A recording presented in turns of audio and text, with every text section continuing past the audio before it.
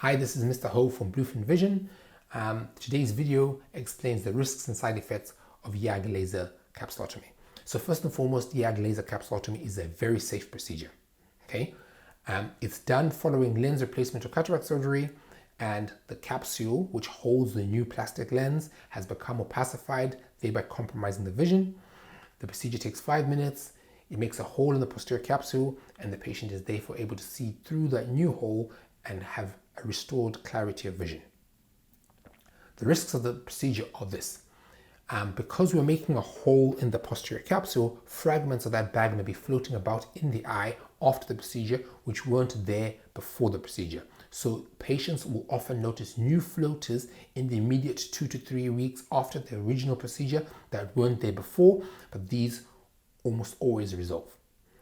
The next bit is, it is possible when you're having YAG capsulotomy for the laser that is being delivered, which is meant to be focused behind the lens, to occasionally hit the lens in the process, causing lens pits.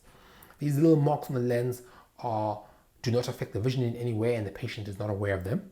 The third thing to mention is that it is possible to get inflammation in the eye following a YAG laser capsulotomy, but typically we give the patient steroid drops for a week and the inflammation doesn't occur.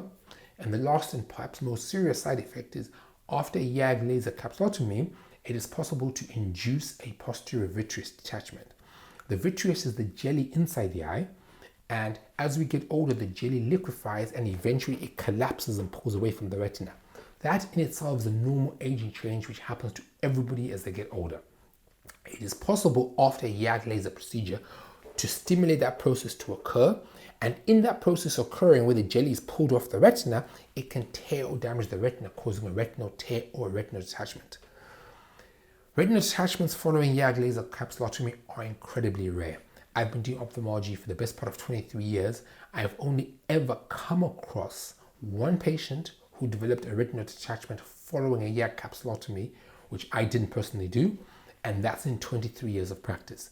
So though it's on the consent form that I get the patient to sign, it is incredibly rare.